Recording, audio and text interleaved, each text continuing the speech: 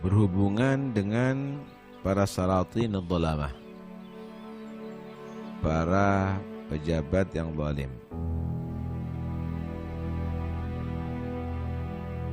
Ketika bertemu dengan mereka, maka ada 3 keadaan. Pertama, kamu masuk kepada mereka, datang kepada mereka. Kedua, mereka datang kepada kamu. Ketiga, kamu menghindar dari mereka sehingga mereka tidak bertemu dengan kamu dan kamu tidak menemui mereka. Yang pertama, kamu masuk kepada mereka, mendekat kepada pejabat, itu adalah tercela dalam pandangan syariat. Banyak sekali riwayat-riwayat yang demikian ini. Di antaranya hadis Nabi SAW, sayakunu min ba'di umara yadhlimuna wa yakdibun. Setelah aku meninggal akan terjadi para umara yang mereka tadi itu melakukan kezaliman dan kebohongan. Wa man saddaqahum bikadzibihim wa 'anahum 'ala dhulmihim, maka siapa orang yang membenar-benarkan atas kebohongannya, tahu bohong tapi dibenar-benarkan, dan membantu atas kezaliman mereka, walaysa minni walastu minhu, maka dia bukan dari golonganku dan aku tidak dari golongannya. Walam yarid alayyal haud, dan dia tidak akan bisa minum ada di telaga haud.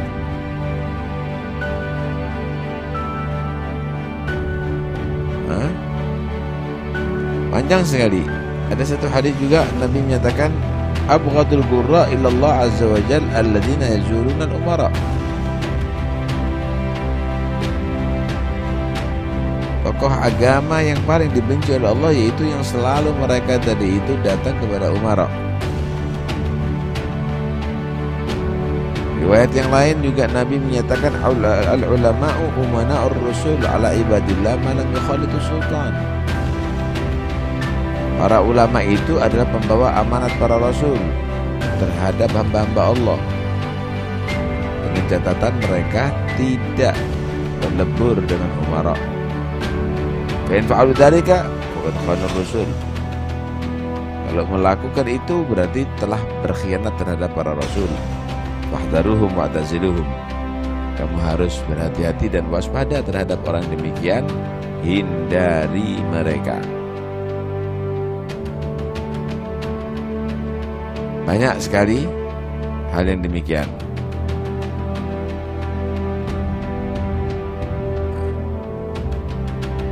Nah,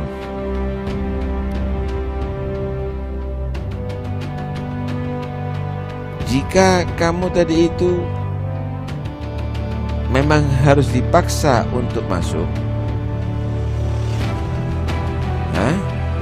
masuk kepada mereka, maka 2 hal yang dikatakan udzur, ma'dzur, alasan ini bisa diterima. Pertama, memang diharuskan oleh mereka untuk datang. Kalau dia tidak datang, dia akan diancam mungkin dengan hukuman atau dengan idza, gangguan,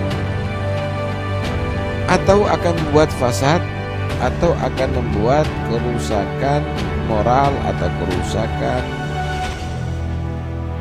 atau permasalahan sosial bagi masyarakat. Oh, nanti akan menjadi kekacauan, maka diminta datang, maka datang kepada mereka untuk menjaga stabilitas, misalnya datang kepada mereka untuk melindungi diri dari gangguan. Kalau tidak datang, maka itu adalah dikatakan udzur, bahkan bisa mungkin wajib hukumnya. Wajib. Kenapa? Mura'ah limaslahatil khalaq. karena memperhatikan kemaslahatan daripada makhluk. Ya.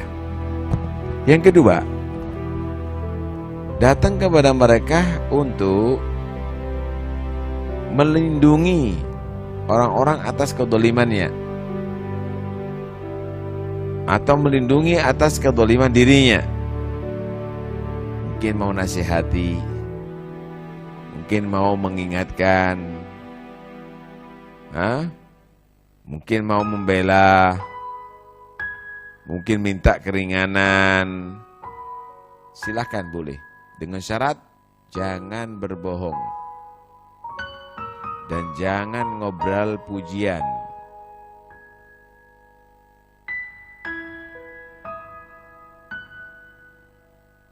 Jadi silahkan masuk ke sana, tapi ada targetnya. Bukan datang ke sana untuk cari duit. Bukan datang kepada pejabat untuk cari bantuan. Ya, untuk kemaslahatan kaum muslimin. Kalau karena terjadi gejolak misalnya, gimana caranya untuk tetap tidak terjadi gesekan? Ya, untuk supaya menyelamatkan dirinya, tidak ada gangguan dan muslimin tidak ada gangguan. Dengan kedatangannya insya Allah akan selamat. Yang kedua, ya untuk memberikan nasihat, untuk membantu orang-orang yang perlu bantuan daripada dia, bukan menjadi makelar.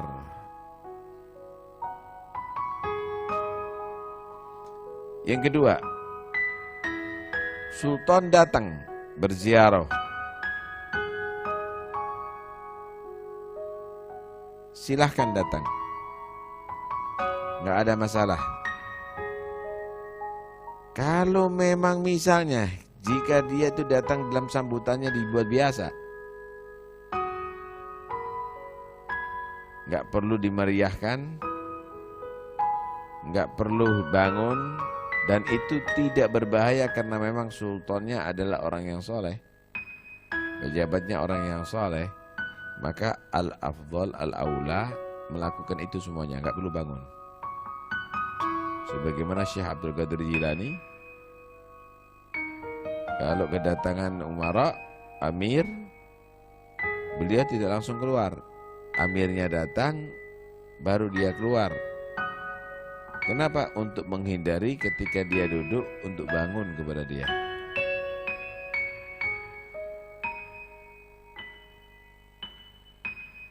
Dan itu jika dilakukan bukan dalam halayak ramai.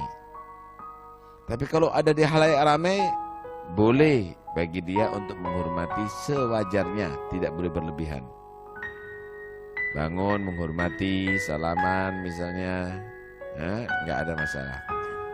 Tapi ketika datang sendiri, maka biasa saja dengan cara sederhana.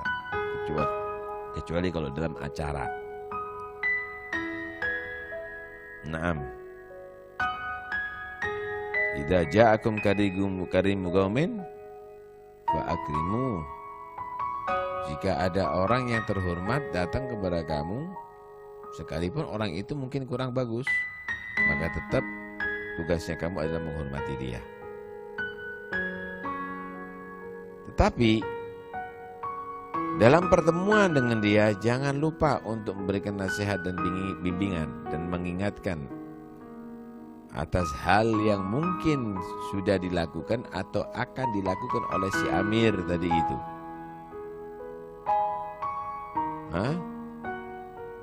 Kamu kan sebagai tokoh agama misalnya, ya kasih tahu, hati-hati Pak, jangan sampai melakukan kezaliman, nanti berat loh di hari kiamat. Kullukum ra'in wa kullukum mas'ulun an ra'iyatih. Buat dia itu takut atas kesalahannya, atas melakukan kezalimannya. Begitu yang harus dilakukan bagi tokoh agama jika diziarahi oleh umara. Dikatakan innal alim idza arada bi ilmihi wajhallah habahu kullu syai'. Wa idza arada an yakniza bil kunuz haba min kulli syai'. Orang yang berilmu itu jika dia tadi itu menghendaki dengan ilmunya untuk mendapatkan ridha Allah, maka semua akan hormat kepada dia, segan kepada dia. Maka jika dia tadi itu menggunakan ilmunya untuk menumpuk harta, maka dia akan segan terhadap segala sesuatu. Nggak akan menjadi lebih terhormat. Kalau orang itu menjadi peminta-peminta kepada umara. Jaga diri kamu. Masya Allah. Yang ketiga, menghindar daripada mereka. Menghindar daripada mereka. Ini adalah jalan yang paling selamat. Ya. Siapapun yang bermaksiat, mau dari golongan umara, mau dari golongan ulama, mau dari golongan muslimin, kita nggak boleh setuju dengan perbuatan maksiat itu. Siapapun melakukan kezaliman dari golongan siapapun, kita nggak boleh setuju. Siapapun yang melakukan kezaliman tadi itu, kita tidak boleh berharap panjang umur. Kalau dia tadi itu tidak menjadi orang yang baik, tidak bisa ada harapan untuk berubah, jangan. Jangan. Apalagi sampai muji-muji, padahal orang ini adalah penyebar fitnah di antara kaum muslimin misalnya. Orang ini adalah melakukan kezaliman kepada kaum muslimin misalnya. Karena itu hati-hati. Ketika kamu sudah menganggap kesuksesan itu adalah dengan cara itu, mendapat pujian daripada orang yang tidak benar atau memuji orang yang tidak benar, ketahuilah bahwa kamu adalah menjadi pengkhianat Rasul. Jangan. Orang yang harus diingatkan kok dipuji, sama dengan kamu memuji pelacur. Cantik kamu, sehingga banyak pelanggan kamu dan seterusnya. Apa ini? Ingatkan tobat. Nggak takut kalau kena musibah. Nggak takut nanti anaknya kamu meneruskan perbuatan kamu. Begitu seharusnya. Jangan takut, nanti nggak bisa makan. Sama aja orang kaya makan, kita juga makan, saudara. Mereka minum juga kita minum. Yang membedakan dia punya duit banyak, kita nggak punya, itu aja. Tapi sama hidupannya. Kita tidur, mereka tidur. Nanti katakan Abu Darda, ahlul amwal yakulun wa nakul, wa yashrabun wa nashrab, wa yalbasun wa nalbas, walahum fudulu amwalin yanzuruna ilaiha wa nanzuru ma'ahum ilaiha wa alaihim hisabuhum wa nahnu minha bura'a. Orang yang punya harta itu makan, sama kita juga makan. Minum, sama kita juga minum. Berpakaian, sama kita juga berpakaian. Cuma mereka punya harta lebih. Jadi perhatikan sama orang. Orang perhatikan fulusnya, mobilnya, duitnya, kekayaannya. Kita juga begitu. Cuma nanti di hari kiamat mereka dalam hisab dan kita dengan kehidupan yang sederhana itu hisabnya ringan. Ahsan dah. Artinya jangan kita terpukau dengan itu semuanya. Kesuksesan itu bukan karena banyak harta dengan segala cara. Hisabnya nanti di hari kiamat, pikir. Hidup sederhana tapi kamu ringan, masuk surga cepat. Itu adalah satu kesuksesan. Karena itu kemaksiatan itu wajib kita benci. Kezaliman wajib kita benci. Tidak diperkenankan kita ridho. Nggak boleh kita lalai padahal kita tahu. Jangan lalai. Lalai itu karena kamu sudah meninggalkan ilmu. Jangan lalai. Nggak boleh kita meninggalkan yang di situ ada ridho Allah, dan kita beralih kepada yang di situ ada murka Allah Subhanahu wa Ta'ala. Nah itu berhati-hatilah dalam yang demikian ini. Silakan kalau Anda menjadi orang yang mengaku untuk kemaslahatan kaum muslimin, nasihati, bimbing untuk menjadi umara yang solehin. Silakan menerima tamu daripada umara, tapi jangan berlebihan.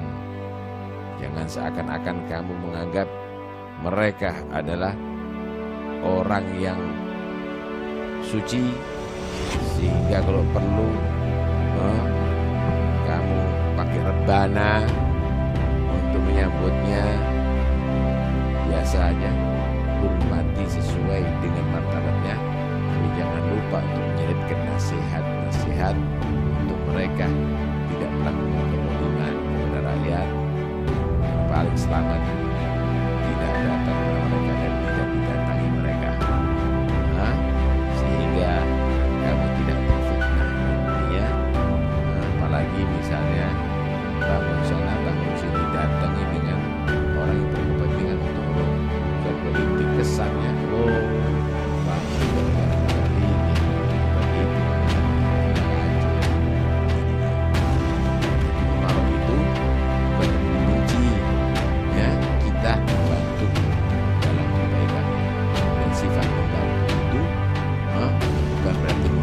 dalam kesalahannya, tapi mengingatkan daripada kesalahannya.